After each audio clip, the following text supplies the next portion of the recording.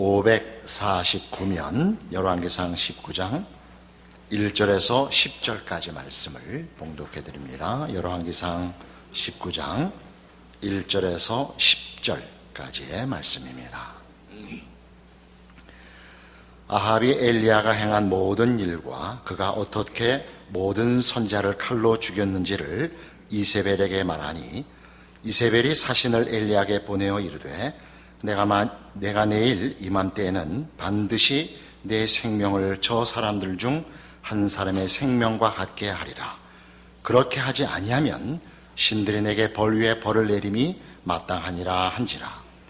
그가 이 형편을 보고 일어나 자기의 생명을 위해 도망하여 유다에 속한 브엘세바에 이르러 자기의 사환을 그곳에 머물게 하고 자기 자신은 광야로 들어가 하룻길쯤 가서 한 로뎀 나무 아래에 앉아서 자기가 죽기를 원하여 이르되 여호와여 넉넉하오니 지금 내 생명을 거두시옵소서.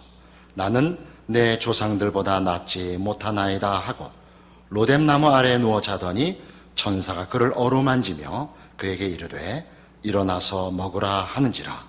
본즉 머리맡에 숯불에 구운 떡과 한 병 물이 있더라. 이에 먹고 마시고 다시 누웠더니 여호와의 천사가 또 다시 와서 어루만지며 이르되 일어나 먹으라.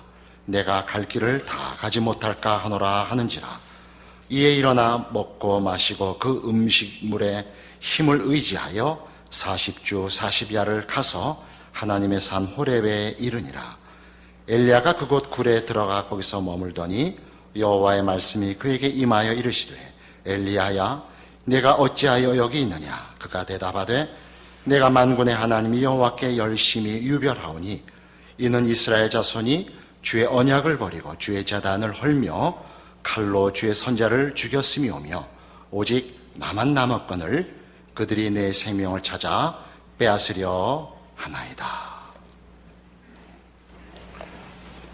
우리가 지난주에 생각한 갈멜산 전투에 연속되는 내용입니다. 갈멜산 전투는 당시 정치적인 지지를 받고 있던 바알을 섬기는 그 당시 북왕조 이스라엘의 현실 속에서 이제 하나님이 등장하여 참된 신이 누구냐를 밝히신 놀라운 사건입니다.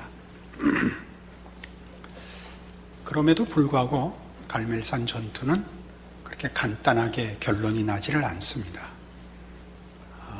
바알 선지자 450인을 그 자리에서 죽이고 또 3년 반 동안 오지 않던 비가 내렸음에도 불구하고 아합과 이세벨의 권세는 여전합니다. 이세벨은 엘리야를 죽일 것을 자신이 믿는 신에 맹세하여 엘리야를 위협합니다. 엘리야는 당연히 놀랐죠. 하나님이 이제 나타나셔서 여호와만이 하나님이신 것과 헛된 우상인 바알과 바알의 선지자들을 다 죽이고 하나님을 믿지 않아서 내렸던 형벌인 가뭄도 해소해 주셨는데도 어떻게 현실은 정치적으로 사회적으로 변화된 것이 없습니다. 엘리야는 거의 자폭하는 것으로 보입니다. 그는 브엘세바로 도망갔고 거기서 이제 하나님이 천사들을 보내어 그에게 음식을 먹여 호렙까지 이르게 되는 긴 여정을 갑니다. 9절에 보는 바와 같이 엘리야가 그곳 굴에 들어가 거기서 머물더니 여호와의 말씀이 그에게 임하여 이르시되 엘리야야 네가 어찌하여 여기 있느냐라는 이제 질문을 받습니다. 하나님께서 엘리야에게 너 왜 여기 있느냐라고 하는 질문은 성경의 아주 중요한 표현입니다.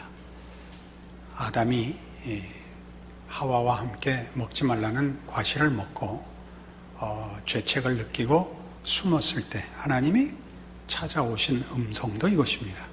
아담아 너 어디 있느냐 이거였죠. 그 말은 뭐 어디 있느냐 묻는 것이 아니라 너 무슨 짓을 하고 있느냐 너 지금 정신이 있느냐? 이런 꾸짖음이죠. 하나님은 우리를 아십니다. 우리의 정체를 아시며 우리의 수준과 위치를 아십니다. 그러니까 하나님이 너 왜 여기 있느냐라고 물을 때는 너 제자리에 있지 않고 왜 다른 데 가 있느냐라는 꾸중이죠. 엘리야의 답은 10절에 있는 바와 같이 그가 대답하되 내가 만군의 하나님 여호와께 열심히 유별하오니 이는 이스라엘 자손이 주의 언약을 버리고 주의 제단을 헐며 칼로 주의 선지자들을 죽였으며오며 오직 나만 남았거늘 그들이 내 생명을 찾아 빼앗으려 합니다. 라는 것이 답입니다. 그것은 완곡한 표현이지만 저는 이해가 가지 않습니다. 당신은 누구십니까? 라는 반문입니다. 하나님은 우리를 아시니까 너 왜 제자리에 있지 않느냐라고 꾸중하시지만 우리는 하나님을 다 이해할 수 없으니까 그리고 내 기대와 다르니까 하나님은 누구십니까? 라고 묻게 되는 것입니다.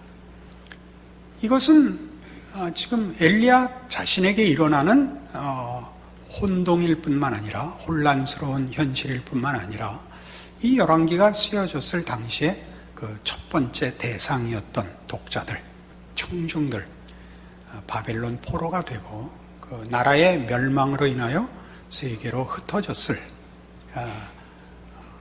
선민이었던 유다와 이스라엘의 그 백성들이 그 흩어진 곳에서 묻는 질문이었을 겁니다. 성전을 아름답게 지으시도록 허락하시고 영광을 받으신 하나님, 갈멜산 전투에서 바알 선지자 450인을 죽이며 하나님의 영광을 드러내신 하나님이 왜 오늘 우리에게 이런 현실을 주셨는가? 하나님이 선택한 나라의 멸망을 어찌 방관하고 계셨는가? 하나님 당신은 누구십니까? 이렇게 묻게 되는 것입니다. 우리는 우리의 기독교 신앙의 현실 속에서 사실 가장 간단한 신앙적인 기대를 합니다. 하나님의 명령을 따르며 요구에 순응하면 정당한 보상을 받는다 하는 신앙 등식을 가지죠. 우리가 주변에서 얼마든지 듣고 확인하는 내용들입니다. 나는 기도했더니 이런 응답을 받았다. 하나님께 이렇게 매달렸더니 하나님이 이렇게 좋은 것으로 주셨다. 이건 얼마든지 기독교 신앙에서 일어나는 일이며 기대해서 좋은 우리의 특권입니다. 그러나 살아보시면 남들 다 받은 그 방법, 그 규칙, 그 진심으로 답이 안 나오는 것도 대단히 많습니다. 우리가 정당했고 하나님이 요구하시는, 그래서 하나님이 마땅히 응답하실 거라고 생각되는 신앙상의 모든 규범과 진심을 바쳤으나 결과를 얻지 못하는 때에 우리는 이 질문을 할 수밖에 없습니다. 하나님 당신은 누구십니까? 이 질문에 당연히 인도됩니다. 그리고 이 질문을 넘어서야 기독교 신앙의 진정한 깊은 자리, 놀라운 자리에 이르게 됩니다. 물론 현실적으로 단순한 신앙의 등식 속에서 행복하게 사는 것을 우리가 나무랄 필요도 없고 열등하다고 비웃을 필요도 물론 없습니다. 그렇게 단순하고 진심으로 살아 행복하게 사는 것 축복받은 길인 줄로 압니다. 그러나 제 경우에 그렇듯이 아마 여러분들도 그것으로 답이 되지 않아서 고민하고 있는 사람들일 가능성이 높습니다. 그리고 엘리야가 그 질문에 지금 직면하고 있으므로 우리는 사실 이 질문을 오늘 꺼내놓고 할 필요가 있습니다. 여러분 한번 읽어보기를 권하는 하나님의 뜻이라는 책이 있습니다. 제럴드 시처라는 미국의 목사님이 쓴 책인데 우리가 오늘 생각하려는 바로 이 질문, 하나님 당신은 누구십니까? 라는 문제에 그의 신앙 현실에 얽혀든, 그래서 고민하고 그 속에서 하나님을 더 깊이 만나게 된 내용을 쓴 아주 꼭 한번 읽어보시기를 권하는 책입니다. 오늘 우리가 생각할 이 부분에 대해서 그분의 이런 진술이 매우 효과적일 거라고 생각합니다. 결혼 생활 잘해서 11년간을 잘 살고 있다가 그 부인이 아주 신앙이 좋은 분이었는데 어느 날 집회에 온 가족이 다녀오다가 어머니 모시고 아내와 4 자식과 함께 그렇게 차로 집회에 갔다 오다가 만취한 음주운전자가 중앙선을 넘어와 이번에 차를 받는 바람에 어머니와 아내와 딸이 죽습니다. 정신이 하나도 없죠. 우선 자기에게 일어난 일에 누구나 그렇듯이 이 사람도 내가 뭘 잘못해서 이 화를 당했나? 라는 질문부터 합니다. 본인에게 큰 자책할 것이 없는 겁니다. 없는 시간을 쪼개서 먼 길, 집회에 다녀오다가 잘못한 것 하나도 없이 순전히 상대방의 잘못으로 이 화를 당한 것입니다. 게다가 자신은 열심 있는 헌신적인 하나님의 종이고 상대방은 하나님 모르고 세상적인 기준으로도 칭찬할 것이 없는 음주운전자입니다. 그런데 화는 자기가 다 당한 것입니다. 그가 떠올린 가장 깊은 신앙적인 질문이 뭐였을 거라고 생각하십니까? 하나님, 당신은 그때 뭐하고 계셨습니까? 이게 그의 아주 처절한 질문입니다. 하나님이 계신다면 어찌 이런 불공평한 일이 생깁니까? 하나님을 믿고 사는 사람을 보호하시지 않는다면 하나님을 믿는 것이 무슨 의미가 있습니까? 이 질문에 직면하게 되죠. 2년간 그가 자폭의 자리에서 헤어나질 못합니다. 나중에 은혜를 입고 서서히 더 깊은 신앙의 경지로 넘어가게 됩니다만은 그것은 여러분들이 책을 보시고 확인할 내용이고 이 질문이 너무나 당연한 질문이라는 것을 그분의 경험에서나 또는 우리의 경험에서 사실 우리는 당하고 있습니다. 그러나 이런 식의 질문은 그 답이 만만치 않기 때문에 왜냐하면 우리가 고통을 당하고 재난을 당한다는 것이 우리에게 이유가 없다면 그러면 하나님이 불공평한 분이냐? 라는 문제로밖에는 답이 없기 때문에 우리는 이 질문을 공개적으로 잘 못합니다. 그래서 우리의 신앙은 이 둘 사이에서 내 책임으로 돌릴 수만도 없고 하나님 책임으로 돌릴 수도 없는 사이에서 대강 타협하고 삽니다. 깊은 질문을 하지 않기로. 그러면 어떤 부작용이 생기느냐 하면 하나님에 대해서 깊은 이해나 신뢰는 유보할 수밖에 없게 됩니다. 여기가 나쁩니다. 누가 기도 많이 하고 열심히 봉사해서 복 받았다 그러면 그냥 웃지요.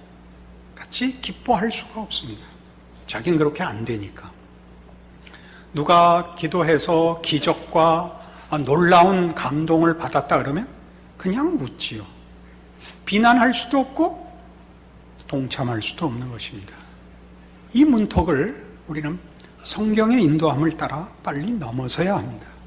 이 문제는 우리가 성경에서도 지금 엘리야와 마찬가지로 구약의 대표적인 위인 모세에게도 일어납니다. 출애굽기 3장으로 가겠습니다.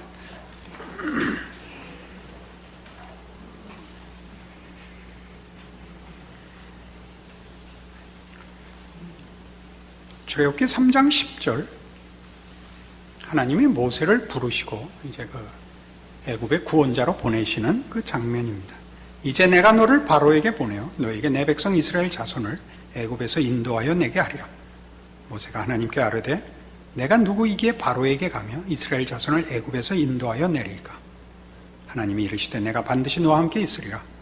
네가 그 백성을 애굽에서 인도하여 낸 후에 너희가 이 산에서 하나님을 섬기리니 이것이 내가 너를 보낸 증거니라. 모세가 하나님께 아뢰되 내가 이스라엘 자손에게 가서 이르기를 너희의 조상의 하나님이 나를 너희에게 보내셨다 하면 그들이 내게 묻기를 그의 이름이 무엇이냐 하리니 내가 무엇이라고 그들에게 말하리이까? 모세의 이 질문은 사실은 깊은 내용을 담고 있습니다. 오늘 우리가 다루는 주제와 일맥상통하는 것입니다. 모세는 이 부름을 받을 때 80세입니다. 모세는 애굽에 종살이하는 히브리인의 자손으로 태어납니다. 애굽의 위정자인 바로는 이스라엘 백성이 강성해지는 것이 두려워서 사내 아이가 나면 죽이라고 명합니다. 모세의 어머니는 모세를 낳고 차마 죽일 수가 없어서 몇 달을 숨겨서 기르다가 더 이상 어떻게 숨길 수가 없게 되자 갈대 상자에 그를 담아서 나일강에 떠내보냅니다. 바로의 공주, 애를 낳지 못하던 공주가 모세를 발견하고 자기 아이로 키워서 궁정에서 왕자로서 대접받고 크는 것으로 우리가 이해할 수 있습니다. 40세에 자기가 히브리 민족이라는 것을 알게 됩니다. 억압받는 자기 민족을 위하여 편을 들다가 애굽 관원을 죽이게 되고 그 일로도 어떤 자기 민족의 지지를 받지도 못하고 애굽에서 그냥 살 수도 없고 그래서 도망을 하여 미디안 광야에서 40년을 지냅니다. 거기서 모세의 마음은 다 식었습니다. 40년 동안, 즉 80세가 되기까지는 그 미디안 광야에서 이드로라는 사람의 사위가 되어 목동이 됩니다. 양을 치고 목자로서 살다가 80세에 지금 부름을 받습니다. 하나님께서 그에게 나타나시고 나는 너희 조상의 하나님이라 내가 너를 보내어 내 백성을 애굽에서 인도하여 내리라 합니다. 모세의 질문은 이것입니다. 하나님, 생각이 있으십니까? 이것입니다. 참 이런 표현을 써서는 안 되지만 우리 절절한 신앙의 우리의 현실을 제대로 담자면 이렇게 표현할 수밖에 없습니다. 하나님 그동안 뭐하고 계시다가 이제 와서 뒷북을 치십니까? 이게 모세의 질문이죠. 내가 백성에게 가면 백성들이 누가 널 보내서 왔단 말이냐라고 물을 것입니다. 하나님 이름을 가르쳐 주십시오. 이름을 묻는 것은 속성을 묻는 것입니다. 그의 정체를 묻는 것입니다. 하나님 당신은 누구십니까? 어떻게 일을 이렇게 하십니까? 그러자 하나님이 14절에 하나님이 모세에게 이르시되 나는 스스로 있는 자니라. 또 이르시되 너는 이스라엘 자손에게 이같이 이르기를 스스로 있는 자가 나를 너희에게 보내셨다 하라. 우리말 번역에 스스로 있는 자라는 번역은 지금 개역 성경 난하주를 보시면 일하고 히브리 원어를 직역하면 나는 나다라고 직역해 놓았습니다. 영어 표현이 조금 더 이해하기 좋은데 I am that I am입니다. 나는 나로서 존재하는 나다. 이렇게 의역할 수 있습니다. 나는 나로서 존재하는 나다라고 이렇게 완곡하게 표현한 그 핵심은 뭐냐 하면 나는 늘 하나님인 나다. 나는 하나님이기를 중단하거나 하나님이기를 외면당하는 장소나 때나 시간이 없는 나다. 나는 늘 하나님이다. 그러니까 모세의 질문, 하나님 그땐 뭐 하셨습니까? 나는 그때도 하나님이었다. 그 사건과 그 일은 내 통치 밖에서 일어난 것 아니다 라고 답하시는 것입니다. 그러면서 15절에 하나님이 또 모세에게 이르시되 너는 이스라엘 자손에게 이같이 이르기를 너희 조상의 하나님 여호와 곧 아브라함의 하나님, 이삭의 하나님, 야곱의 하나님께서 나를 너희에게 보내셨다 하라. 이는 나의 영원한 이름이요 대대로 기억할 나의 청원이라. 나는 언제나 하나님이다. 어느 곳, 어느 정황, 어느 시기에도 내가 하나님으로서 이 세계를 통치하는 일을 중단하거나 외면한 적이 없다. 그러면 왜 그런 일이 생겼습니까? 라는 데 대한 이제 답입니다. 나는 너희 조상의 하나님이다. 나는 너희 조상 아브라함의 하나님이고 이삭의 하나님이고 야곱의 하나님이다. 아브라함의 하나님이라는 게 무슨 뜻일까요? 그의 전 생애에 걸쳐 증명된 하나님이란 말입니다. 어느 한 사건, 어느 한 경우를 개선시키거나 해결해 주는 하나님이셨던 것이 아니라 해결사가 아니요, 기능인이 아니요, 그의 전 생애를, 시공간을 통치한 하나님이셨다. 우리가 시편 23편에서 보는 다윗의 고백과 같이 여호와는 나의 목자시니 내게 부족함이 없으리로다 라는 고백은 그가 그의 전 생애를 거의 마감하고 말년에 파란만장한 자기의 생애를 되돌아보면서 하는 고백입니다. 다윗은 만만치 않은 인생의 굴곡을 겪은 사람입니다. 그는 골리앗을 쳐 죽인 영웅이기도 했고, 사울의 살해의 위협 속에서 여기저기로 피난살이를 해야 됐던 곤궁한 삶을 살기도 했고, 심지어 블레셋 아기스 왕 앞에서 그 보호를 받다가 그 죽을 위협을 다시 받게 되어 미친 채하여 그 호구를 벗어나기도 합니다. 자기를 따르는 이들과 가족들이 자기네가 어느 전쟁에 갔다 오는 동안에 아말렉의 부족의 공격을 받아 모든 가솔들이 잡혀가는 사건도 있어서 울 기운이 없을 때까지 운 적도 있는 사람입니다.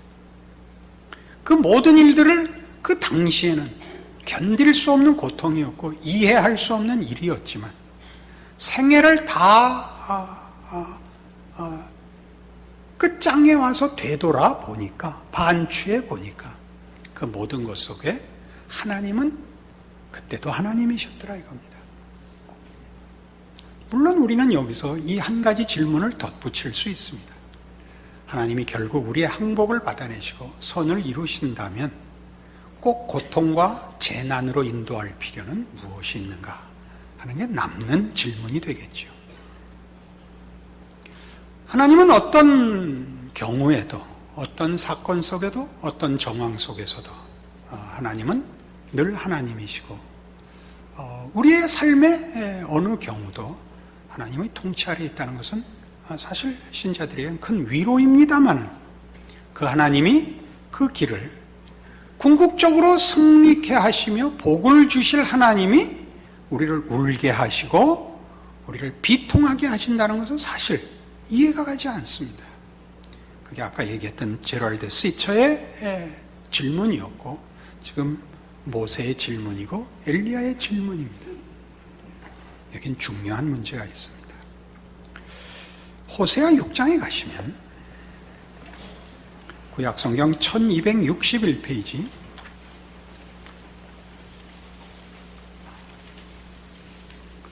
호세아 6장 1절 이하에 하나님께서 이스라엘의 죄를 꾸짖으면서 하시는 말씀 속에 답이 있습니다. 오라, 우리가 여호와께로 돌아가자. 여호와께서 우리를 찢으셨으나 도로 낫게 하실 것이요 우리를 치셨으나 싸매어 주실 것입니다. 여호와께서 이틀 후에 우리를 살리시며 셋째 날에 우리를 일으키시리니 우리가 그의 앞에서 살리라. 그러므로 우리가 여호와를 알자. 힘써 여호와를 알자. 그의 나타나심은 새벽빛같이 어김없나니 비와 같이 땅을 적시는 늦은 비와 같이 우리에게 임하시리라 하니라. 에브라임아, 내가 네게 어떻게 하랴? 유다야, 내가 네게 어떻게 하랴? 너희의 인애가 아침 구름이나 쉬 없어지는 이슬 같도다. 그러므로 내가 선지자들로 그들을 치고 내 입의 말로 그들을 죽였노니 내 심판은 빛처럼 나오느니라. 나는 인애를 원하고 제사를 원하지 아니하며 번제보다 하나님을 아는 것을 원하노라. 이스라엘의 또는 유다의 그 범죄, 하나님을 배반한 일을 하나님이 가슴 아파하시며 꾸짖습니다. 노하십니다. 하나님이 이 문제, 너희가 무엇을 잘못했다, 이것을 고쳐라 저것을 고쳐라가 아니라 아주 중심과 핵심에 있는 것이 뭐냐면 나를 떠나지 말랍니다. 나를 떠나지 마라. 나를 떠나지 말라는 나를 버리지 마라. 우리가 이해하기 좋게 그렇게 얘기할 수 있습니다. 기독교 신앙에서 하나님을 믿고 하나님께 순종한다는 것은 사실은 법칙의 문제도 종교성의 문제도 아닙니다. 성경이 요구하는 신앙의 핵심은 우리를 지으신 하나님이 진심을 기울여 우리와 인격적인 관계를 원하신다는 사실입니다. 하나님은 우리를 원하시고 우리에게 당신을 원하라고 요구하십니다. 기독교 신앙을 대표하는 두 가지 단어, 사랑과 믿음은 인격과 인격의 관계에서만 일어나는 것입니다. 그것은 법칙도 아니고, 그것은 개념도 아니며, 그것은 어떤 가치에 관한 것도 아닙니다. 그런 논리나 규칙이나 개념 이상의 문제가 아니라 인격과 인격이 그 진심을 꺼내놓는 문제로서의 찾아오심입니다. 우리로서는 사실 이해가 가지 않는 문제입니다. 너희는 나를 알기를 원한다. 내가 너희를 원한다. 너희가 나한테 유용하거나 너희가 내 규칙을 지키는 그런 정도로 나와의 관계를 생각하는 것을 나는 참을 수가 없다. 이게 하나님의 구중입니다. 우리는 모두 사실은 하나님과 진심을 가져 관계를 맺는다는데 낯섭니다. 하나님은 높으신 분이고 나는 지극히 낮은 자로서 어떻게 하면 하나님의 뜻에 순종하여 보상을 받을 수 있고 그의 눈에 벗어나지 않고 그러니까 벌받지 않고 평안하게 살 수 있는가 정도로밖에는 기독교 신앙을 잘 이해하지 못하곤 합니다. 그 끊임없이 성경이 돌아오라 내가 용서하겠다라고 얘기하는 것은 잘잘못의 문제가 아니라는 거죠. 돌아오라. 아무 때나 돌아오라 그러시죠. 아무 때나 돌아오라. 돌아오랍니다. 내가 뭘 잘못했습니다. 이 죄를 고백하고 회개합니다. 다시는 그러지 않고 하루에 성경 몇 장 보고 기도 몇 시간 하겠습니다. 이런 건 다 부차적인 문제라고요. 그렇게 점검하시지 말라고요. 본질은 어디까지나 하나님 당신에게 초점이 맞춰져야 되고 하나님을 원해야 됩니다. 그것이 우리가 이해하지 못하는 하나님입니다. 하나님 왜 고통 속으로 우리를 인도하시는가?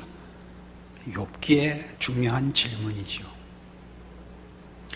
욥이 당하는 고난은 이유가 없습니다.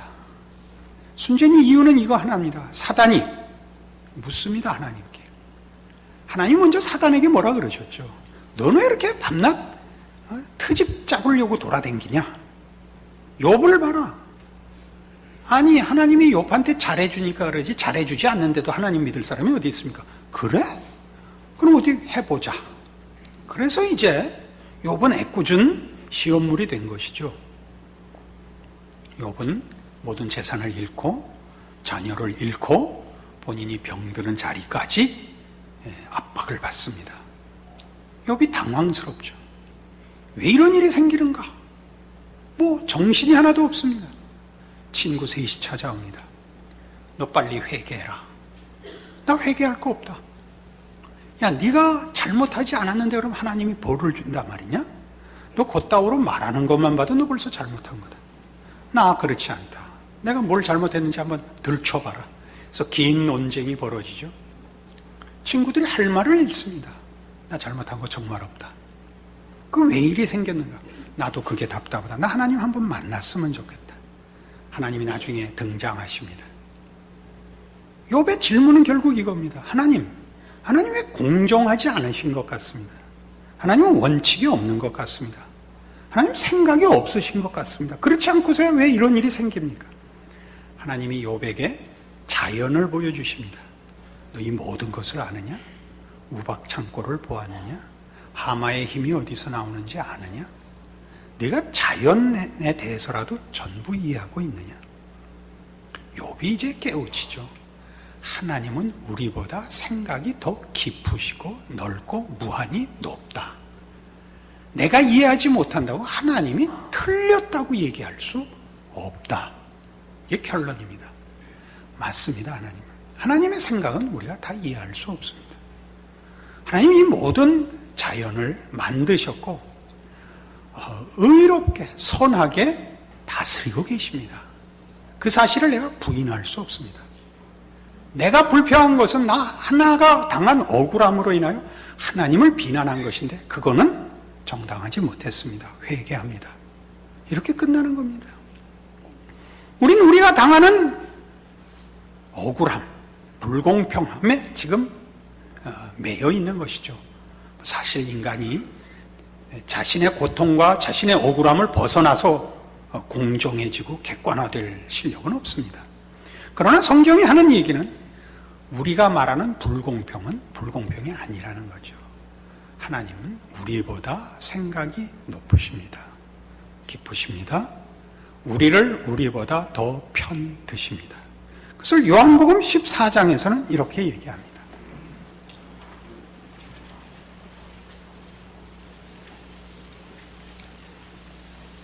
신약성경 요한복음 14장 8절